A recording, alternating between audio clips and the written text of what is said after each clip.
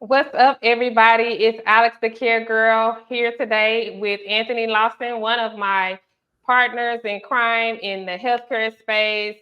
He's in a lot of different spaces, but today we're going to talk about the group home. I call him the group home king, because he actually, I met him on Facebook, I believe in a Facebook group, and he was very knowledgeable. I actually booked a call with him a while back to talk about group homes because I am a person that does home care, and a lot of people ask me about group homes, and I'm familiar with the personal care home space, but not so much the group home space. And I saw that he was actually, killing it in that area. And we'll talk more about the things that we have done as well.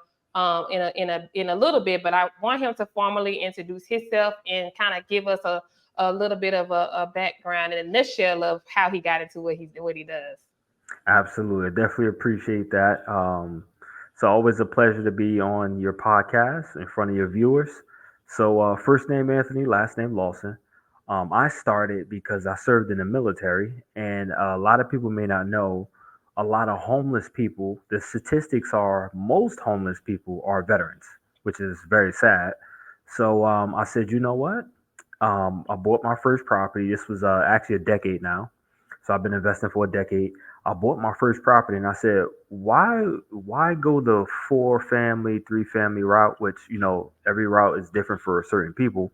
So I bought like a giant single family, 6 bedroom, 2 bathroom in my home state of New Jersey. And I said, you know what? I started having this idea because it started because I was at a light and I started talking to the gentleman, and he was a homeless veteran.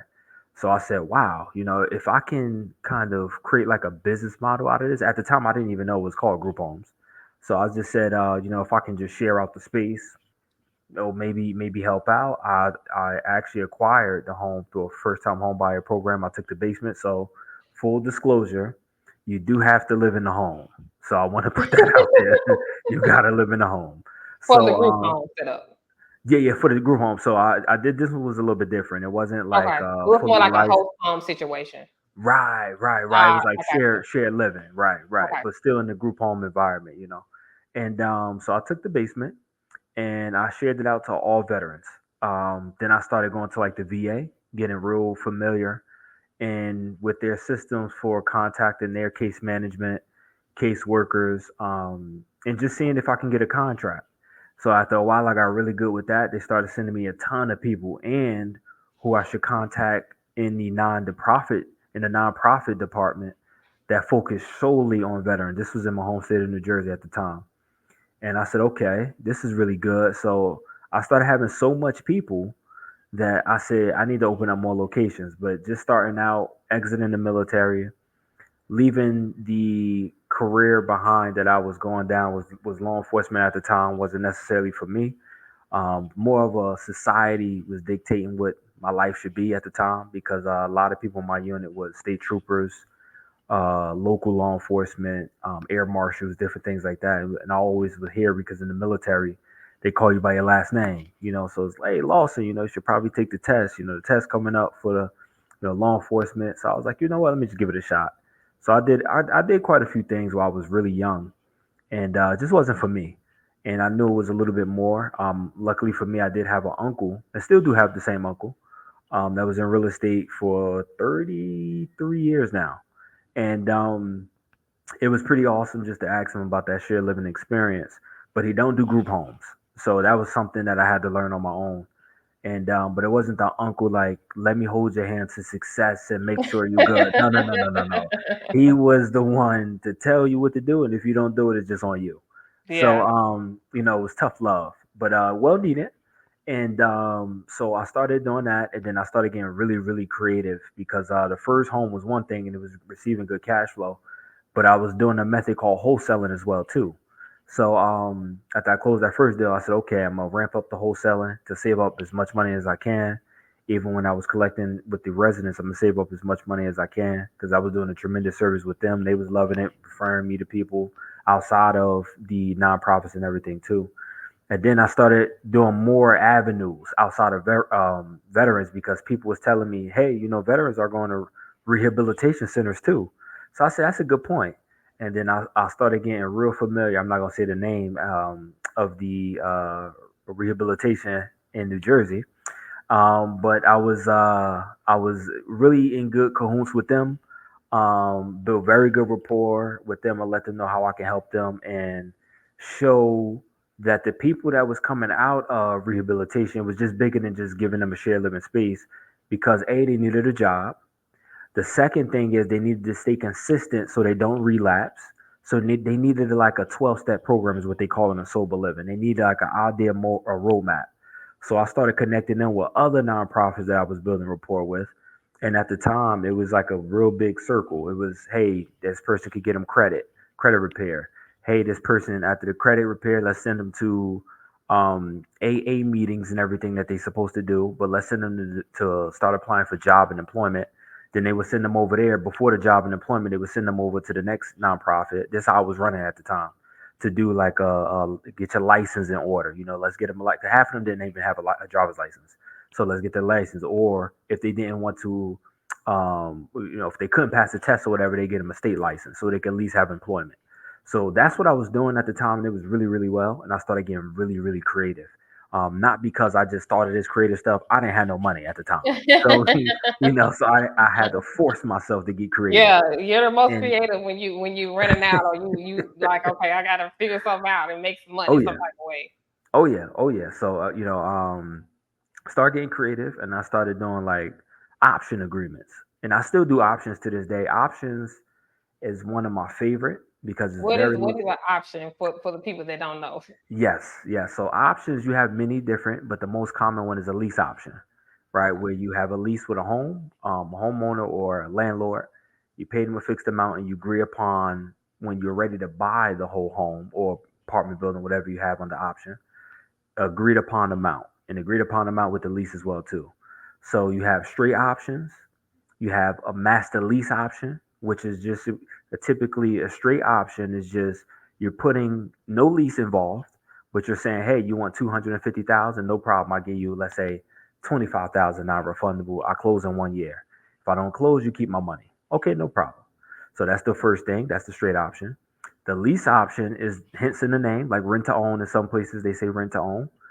You agreed upon amount on a fixed lease on a month to month basis or just recurring, 1 year, 2 year, whatever the case may be. Then you have another thing called a master lease option, which that's very, very common in commercial real estate, which is essentially you have all of these tenants or all these residents in the property.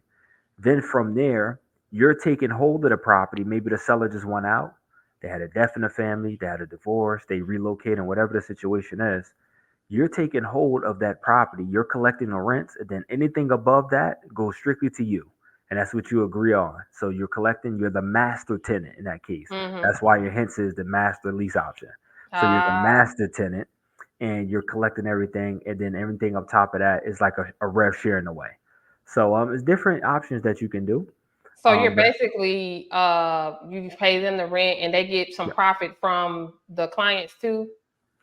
So you can do that if you want. I typically structure it as nothing changes, but anything above what you was already collecting comes to me because I'm putting in the work to attract the new residents now. You can do it. Let me take that back. In the past, I did do rev share before. I did because that was the only way I could lock it in.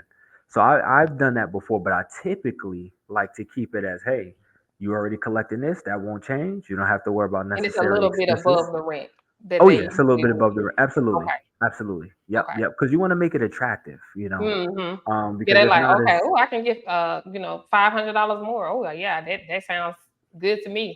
exactly without Yeah. managing the asset. So that's Okay. pretty attractive for people. Yeah. So I was doing a lot of that, and that second property, I still remember like the back of my hand. And that's what people always say can learn from my mistake because I did an oral lease.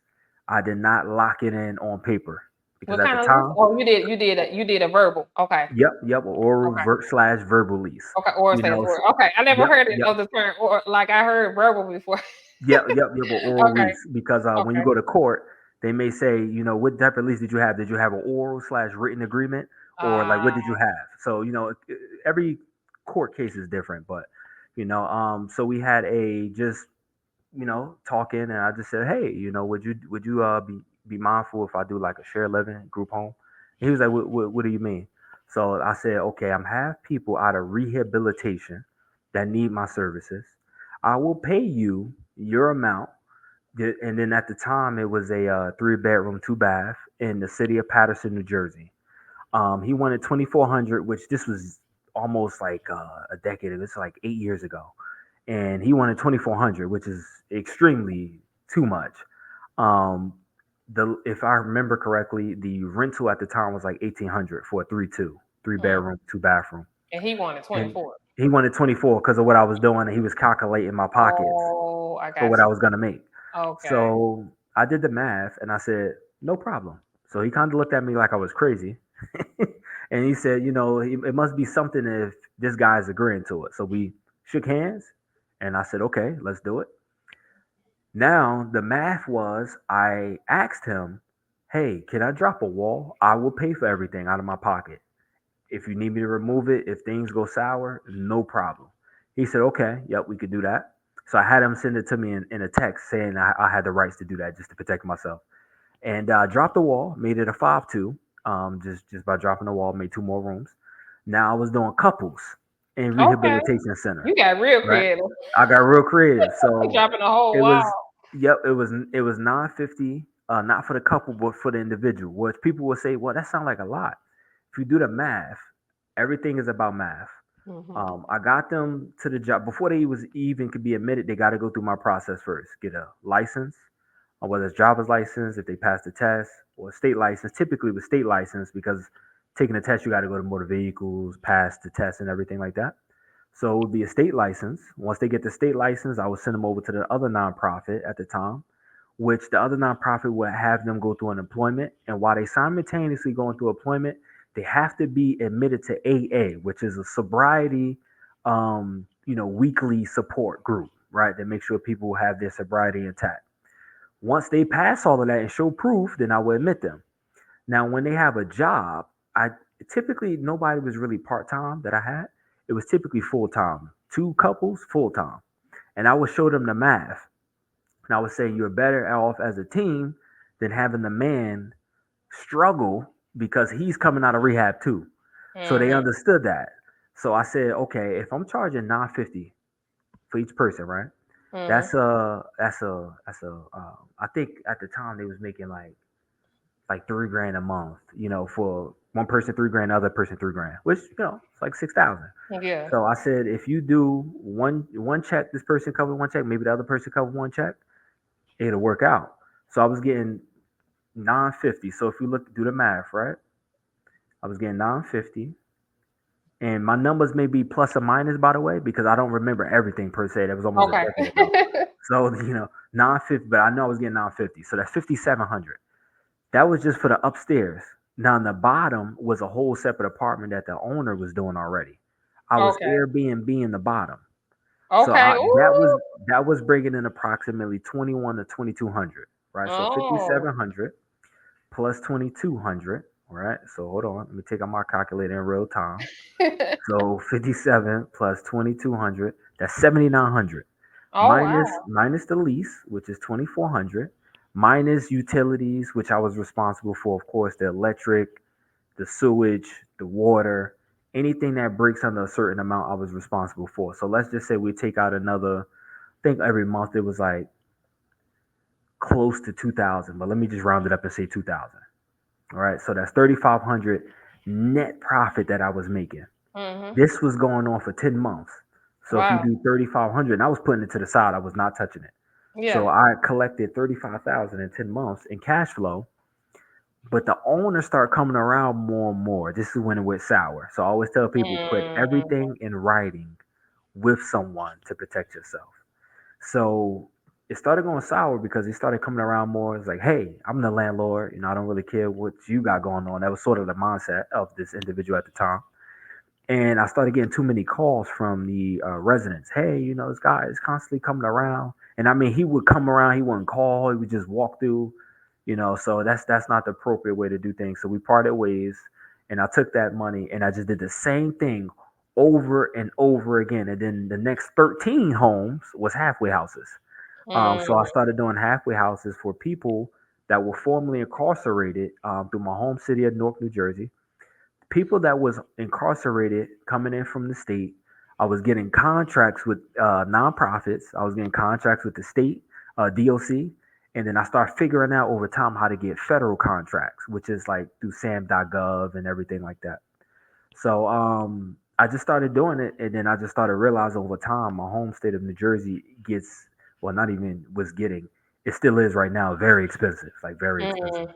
Mm. So I said, if I can do this in my hometown, why can't I do this in any other state? So I started Yeah. figuring out like different systems to where it works. So my next state that I went to was Ohio. People would typically ask, why not Pennsylvania since you're next door?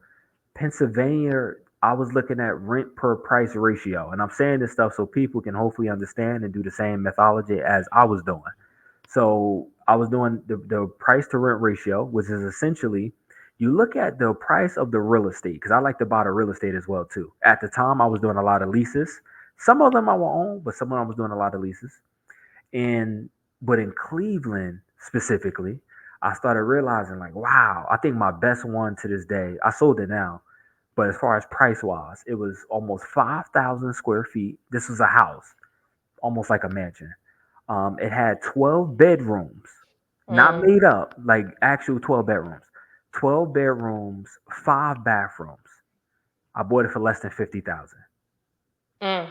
Needed renovation, don't get me wrong, needed renovation.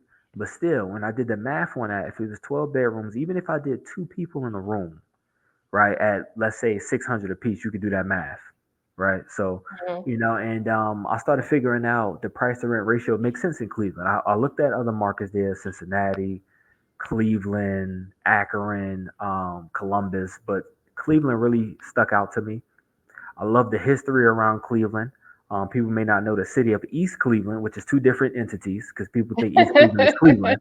So East Cleveland needs a little bit more work, but it's a lot of rich history. People don't realize a lot of the Mhm. most millionaires in the early 1900s, late 1800s was where the Rockefellers actually resided, was in Cleveland. They had a street in Euclid called Millionaires Row, which was some of the wealthiest people at that time in the late 1800s, early 1900s to live on that street, and comprised of people doing oil and refinement, business, real estate, different things like that, accountancy. So they Mm. had at this time they had homes that was 9 bedrooms, five bathrooms, very big. But I guess things happened over time and started coming, vacant, dilapidated, things like that. And now to this day, someone bought one of Rockefeller home back then. I gotta find the article. I'll send it to you. It was like 40,000. Crazy. Wow. So Only and for that's $40,000. exactly, That's exactly. crazy. So, That's crazy. so exactly. So that's how I started looking at my investments. I said, you know what? Don't get me wrong. It's not that much of an appreciating market.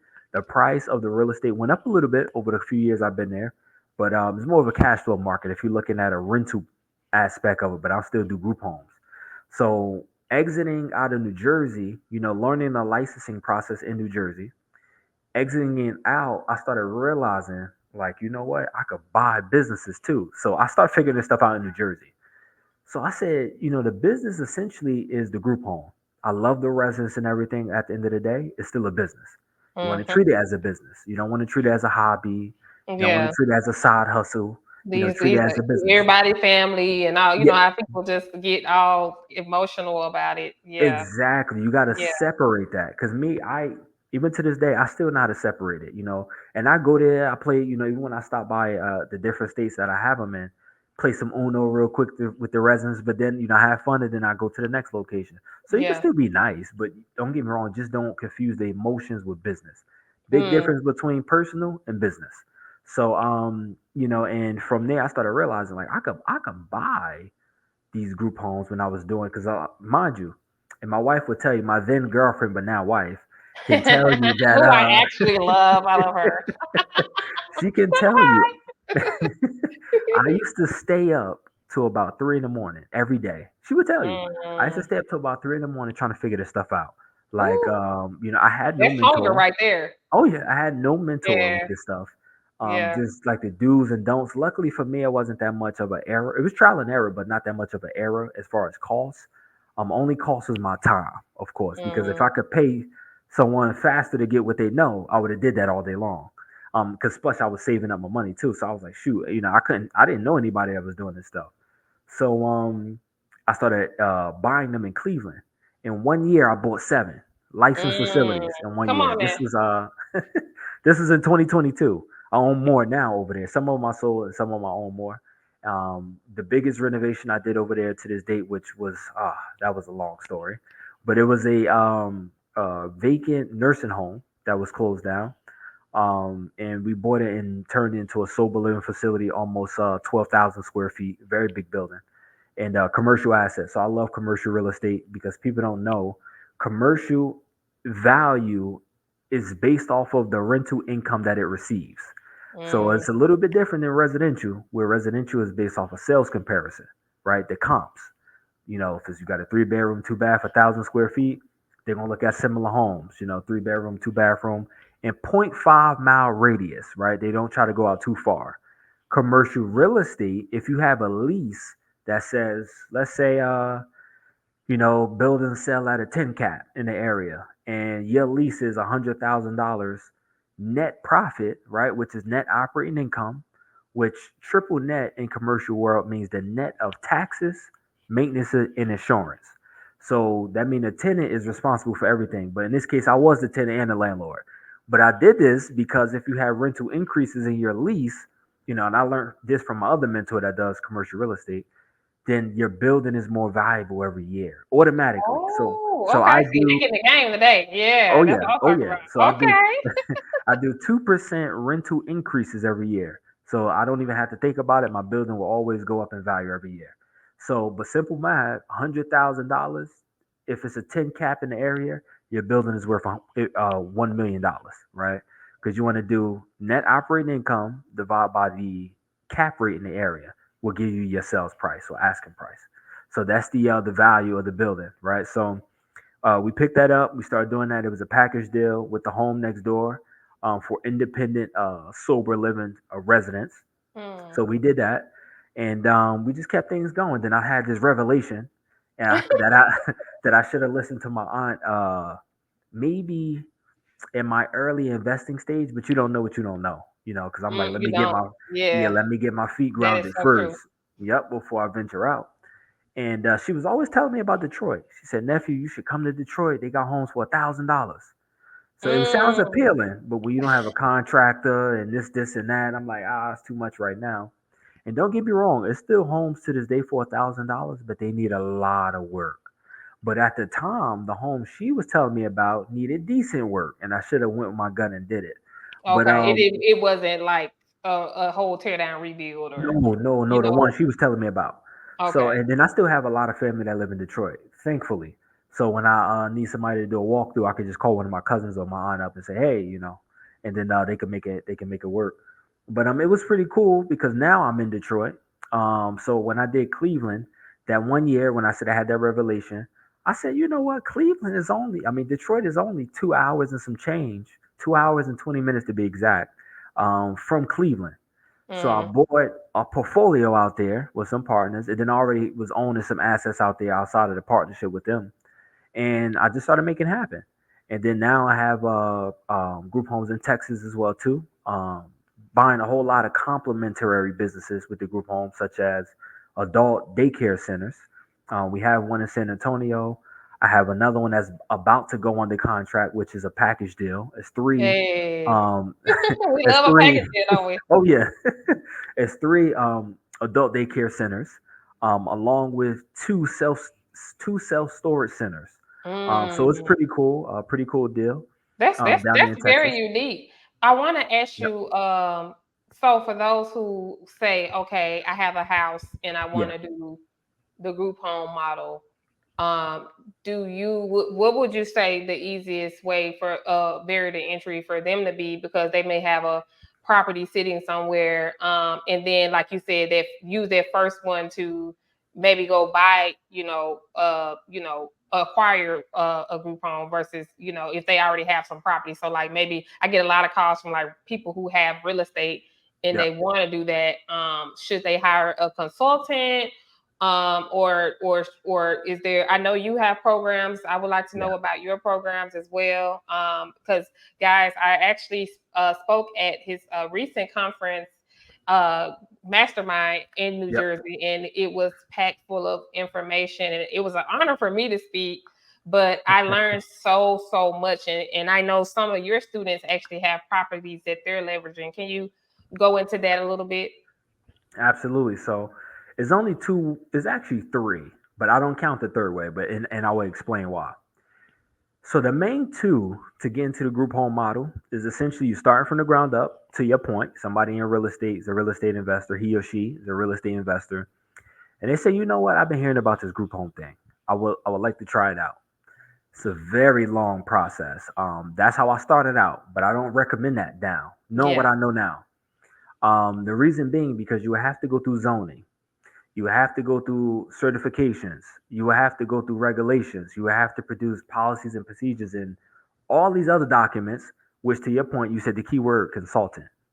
You have to pay somebody for that if you don't want to do it yourself. Some states can provide you a consultant for free, but you still got to do the work. They're not going to do it for you. So, Yeah. you just got to make it happen. Now, my favorite is buying existing group homes. Why? Because let me tell you Mm, why. This is a big problem in America right now, and it's going to get worse, which is the reason why you can step in and help the seller. So you step in, you build rapport with the seller after you find a good deal that you think is a good deal. They have a group home license already, hence the name. That's why they open. So yeah. from there, you approach them and say, "Hey, see that you got a group home. Build some rapport. You want to sell?" And they say, "Yes." Great. Y'all discuss numbers. You think it sounds feasible. The problem is, let's say it doesn't work out. The sellers typically do not know that they can sell a group home as a Mm, business. They yeah. shut down the license if the when the residents get dispersed. They typically disperse the residents to other group homes. Then they disperse the residents to homeless shelters when the group homes are filled. Now, where do the other residents go when the homeless shelters are filled? They go homeless. And this is a Mm, big cycle. I see this in my home state of New Jersey. I see this in Texas because I'm analyzing a lot of deals. And I've seen this in all of the states where my cold callers are calling at. Because sometimes when we call because the license, if whether we find them through off market sources, we may call the owner and say, hey, we see that you have a group home at such and such. And they say, oh, I had a group home, but I shut down the license. And then we say, well, where did the residents go? I dispersed the residents. It's a big cycle. So, and it's very unfortunate because that's another contributing factor to homelessness is the residents in group homes that's being pushed into that narrative because people don't know that they can actually buy the group homes because yeah. the lack of information on behalf of the sellers to know that they can sell the group home business along with the real estate because they typically shut down a license to sell the real estate. So, that's that angle. Now the And so third why one. do they usually close? Yeah, so they usually close them down because they've been operating, let's call it 20, 30, 40 years, and then they just want to retire, Mm, right? They don't want to retire, but hence to what we say. They work in the business and not on the business. So they mm, don't know that they can sell the business because it's a business. So they treat everyone as family, which I do the same thing with my residents. But guess what? I still know how to distinguish between personal and business. I'm not there cooking granny's recipe, for the residents and yeah, different yeah. things like that. The staff is there. So you have staff, you have operations manager, you have an accountant, you have a layer of different avenues for your business. So I teach people run it as a business. But a lot of sellers don't have that. Believe it or not, a lot of sellers don't even have a book of value saying, hey, this is what the business is doing. Like I had a Mhm. seller, well, not even had, I have a lot of sellers like that where we actually have to give it over to an accountant to make it sellable first, even for us to buy it, because Yeah, the numbers is too vague. They have yeah. everything down on a notebook for the past few years of expenses, resident rent. Imagine that everything handwritten down in a Oh my composition God. notebook. It Headache. happens, you know, This is absolute really headache. an Excel spreadsheet, something. But think about it, they old school. They don't know how to use a computer, or they don't know how to use it as efficiently, to do Excel and Google Sheets and everything like that. So that's another way of a reasoning why they shut it down. Then the last thing I say is I don't say you're really a group home owner, but I typically see more people nowadays. They have the real estate. They like the idea of making a little bit more on the lease. So what they would do is lease it to a group home operator. Now, the Mm, downside of that is, let me tell you, because I tell everybody the pitfalls, even like I said with myself earlier. The downside of something like that is if you don't have the right lease terms, you could screw yourself over in your business. I mm. consulted with a lady in Georgia. I don't want to say her name. In Yeah. Georgia, I helped her reconstruct her whole business. She had close to 20 group homes, all Mm. leases though. Something happened with the landlord. Now she down to three in a matter of a couple months. Oh no. Now, if the right verbiage or the right whatever is in, I don't know what she negotiated with the landlord. We didn't get that far, but I told her how to kind of overcome that and what to do. Now, as far as something like that, I'll always say I'm a big advocate for owning the real estate as well because you control everything. When you control the land, you can control everything. Think about McDonald's. They're not in the hamburger business. They're in the real estate business. They control the land, the building, and then the agreements they have with their franchisees. So guess what? A franchisee is not performing. What do? They disperse that franchisee, get a new franchisee to come in, and then resell that agreement all over again. They're in the real Right. estate business. So Mm-hmm. it's no different. You want to treat your group home business the same. So I teach this foundation because people don't know you can buy group homes, right? I'm buying group homes not even in America. We analyzing deals in Ireland. I flipped two deals outside the country. I'm analyzing a deal right now in London in the UK. So and then I taught two people in South Africa and they closed, which I got the Oh messages. wow. So and it's pretty cool because the fundamentals does not change. Only thing that changes is some regulations, of course, because you talk about different Yeah, countries. Even state to state, the regulations change. they But do. the foundation of it does not change. The methodology, how you structure the deal, all of that stuff is based on the seller. I always tell people, listen to what the seller say, because half of the time they structure the deal based off, I'm trying to get in here with no money. They're not even listening to what the seller is saying. So listen to what the seller say, then you can work out something. So Right. Listening is key because a lot of times you going in it because what's in it for me? What do they call it? Wisdom. yep, yep, That's what the seller is wanting to know because the 9 times out of 10 they have something else they want to do. They are like you said working in the business versus on the business. And yep. what was the third thing you said for people to do?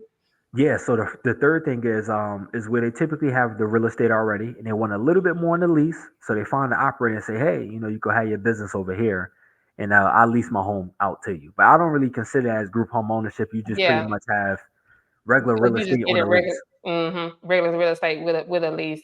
Yep. Other than that, they're gonna go through the long process of what are the options for not the unlicensed home? I would say. Yeah, so the unlicensed is good too. That's how I started. Now, unlicensed, I always say first, before I even begin on that, I'm going to be an advocate for license.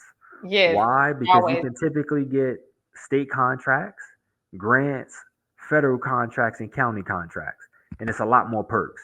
Don't get me wrong, you do have to have staff and everything like that, but without the risk, there is no reward, right? So now with the unlicensed, yeah, you could start that tomorrow. If you have the real estate, all you gotta do is know how to attract the residents over to your home, and then orchestrate the home to where the room is big enough at a good amount of size. Put two beds in there. Have a certain demographic that you want to target initially. If you don't narrow down to it, then cast an open net. I always say, Hmm. start marketing to anybody, and then when you get people in, let's say the nonprofits say, hey, we have a lot of people coming out of the incarceration system, and that's can be a key for a halfway house. Yeah. So then you can know like, okay, cool. Let me start focusing on halfway houses. So the unlicensed is actually very very simple to start. You can just start marketing that to caseworkers right away to get an influx of residents coming through, screen them out, get your home. I always say get the nonprofits first with the residents. Hmm. If Yeah. you get the real estate first, the problem that you will have is You're gonna typically have to two pay their problems. mortgage or their lease. There you go. You beat me to it. Yes. Yeah. So, and a lot of people will get stuck on that. And you don't know how long it would take it for you to fill up the home if you're not marketing. This Right. this industry is a people's business. You need to always market. I don't care if your home is always filled. You need to have a waiting list. So Say that and again. absolutely, and Always because of be the home marketing. care. Yep. Yeah. Mm-hmm. Yep. So That's so true. absolutely. So because that's the question that, like I said, I get a whole lot of those people that want that they're having a hard time, renting it out. They want to turn Yep. it into something that is more profitable than renting. Because a lot of times, sometimes the mortgage is so high that, I mean, even they can't charge what the mortgage is. The rent, they're still not making a mortgage, depending on Yep. where you're at, especially in Atlanta, because Yeah. I think sometimes the rates are just kind of crazy. I know somebody was paying like 4,000 something, and it was a re-renovated home, so maybe they had used the equity to. It was something that they did to where that mortgage was sky Yep. high, and it's like, but the area you can't charge that Yep. for rent. The mortgage, you're not going to make it. You're still going to be like $1,000 short, which is unfortunate. So you're upside down on that. So that could have been a strategy to, do an unlicensed, because then the person has stairs too. Oh yeah. So you need people who can move around and that are mobile. Correct. Um, Correct. so More so independent. getting like some of those nonprofits they have, would it be more like transitional people, like you said, Yep. in those type homes? Okay. I think Absolutely. that's good. What do you have coming up that people can come to get some knowledge, or tell us about your programs that you have going on? Yeah, for sure, for sure. So I've been listening to the feedback of people. I understand that, people are in different spaces in their life. So we wanted to create something to where is meaningful but still impactful with the right information. So we have something now that's on school, which is a brand new system that we're shifting all of our existing clients over if they want to go in there because they already know the information. So it's optional for them. But Hmm. if you're brand new, I would say this information you can now enroll into on school, right? And 97 bucks a month. If you get in by listening to the recording from the care girl, right? Yay. So at 97, right? Because if not, the price is more than that. But Okay. 97 by listening to this recording, that we shall either go live with, to your point, and different things like that. But the program is essentially in different tiers. Everybody is in a different stage in their life, right? Where they have beginning stages, they have some information on business, or maybe they even know how to raise capital and everything like that. So everybody's in different stages. So we have before it was two different tiers, but now it is three different tiers now to test out Okay. some things. So we have that first stage, it was that school, get the fundamentals. it's a it's a learn at your own pace modules with PDF downloadables. Second thing is some group coaching, right? Everybody need group coaching slash mentorship. More of a hands-on, more of a 16-week program, strictly for what you just said, unlicensed. It's mainly for unlicensed. Now, for the highest tier is the VIP program. That's more of a not one-on-one, but in a group setting as well, but for buying existing group homes because you need a little bit more. I won't say hand holding. You still got to put in the work, but you need more information and more time for something like that because you got to Mm. know how to look for deals, how to speak, the off-market lingo, how to look at the numbers, what is the EBITDA, and stuff like that when it comes to metrics with businesses.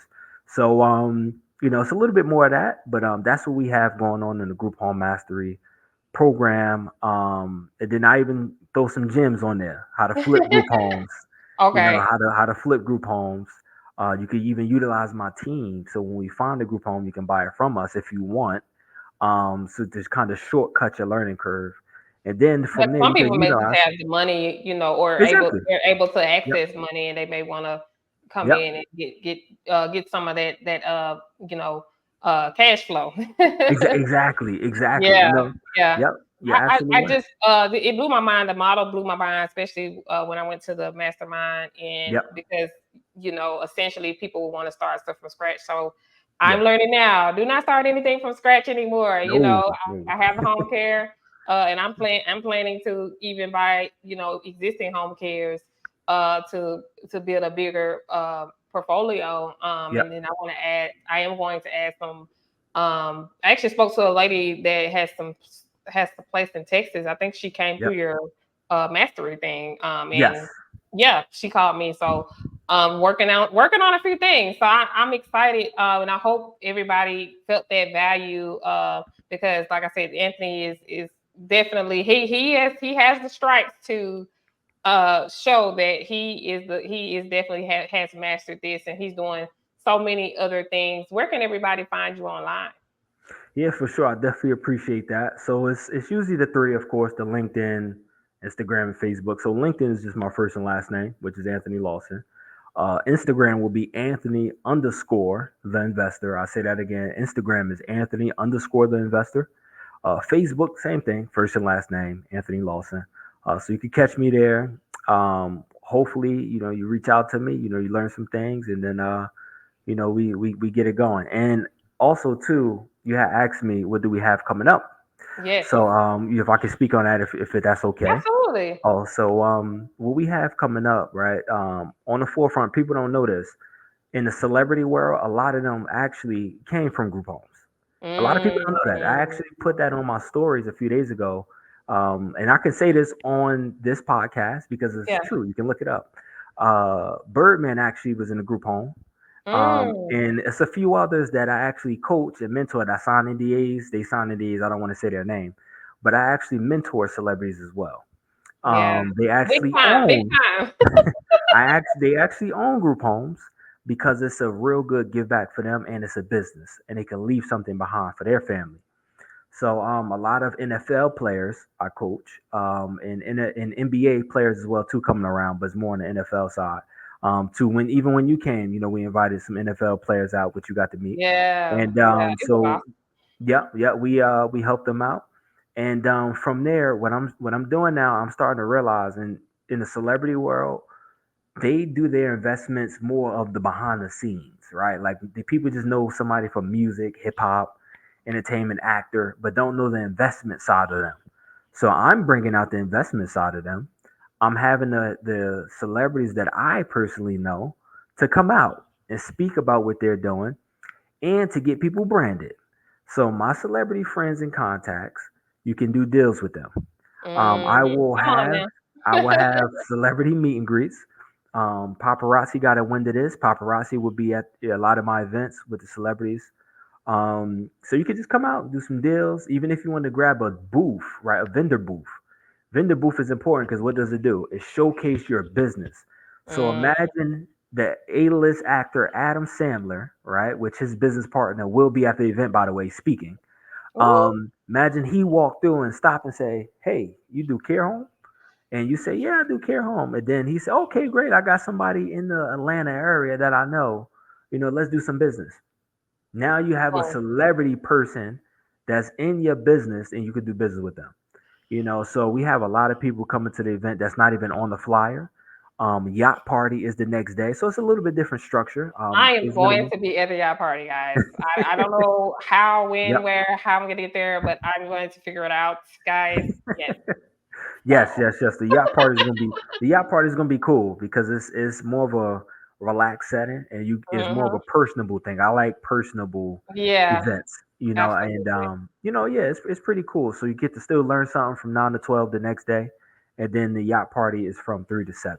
So it's gonna be real cool. And then yeah, every year is gonna get better and better. You never know who we may have out.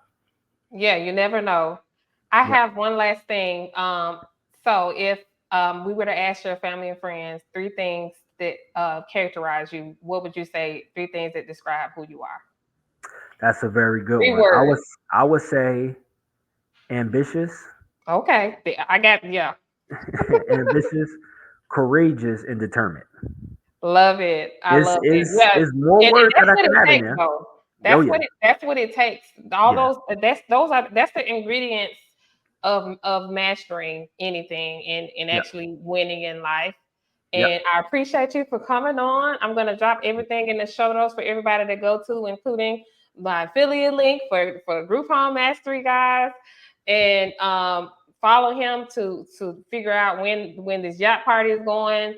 All of the events he drops so much knowledge online. Just watching his videos online is just you can even get a lot of value from, and just keep up the good work, because nine times out of ten what you're doing, people are getting help, they're getting homes today. Fun fact, today I met a guy who was walking from a Motel 6, 90 years old, to the post office. I saw him in the post office. He was sweating, and me immediately being a medical person, the care girl, I was like, "Hey, are you okay?" And he was like, "I just don't know. I'm gonna have to walk back over. I have to walk back over to my house. I mean, which was the Motel 6, which I didn't know until he told me. So he left before me, and I said this man couldn't have gotten too far. So I actually pulled over and I drove him to his hotel, which was pretty far. And then I said, "Hey, do you live here?" He said, "Yeah, me and my friend, we live here. We're on Social Security." And I actually gave him a number to a based on income, really nice apartments for senior citizens that could qualify for. So just always an advocate for creating spaces for the elderly and disabled, because sometimes they can't help themselves. They have family that just may not be in a position to help them, or not even in a position for them to stay with them because they don't have room, or whatever the situation is. This is not only something that is good to make money, but it's also good to help others. So I think that people need to keep that in their mind as well, because sometimes you go into it and you if you don't have that human part, that communication part, you're not like thinking and understanding that you still have to be good with people and you still have to care. That's the energy that you need to go into this, because it's still a caring type business. Oh yes, oh yes. Yeah. I couldn't have said that any better. Yes. And that's why I Yes. love what I do. It's a business that's fulfilling and rewarding, and I know I'm doing the right Mm, thing.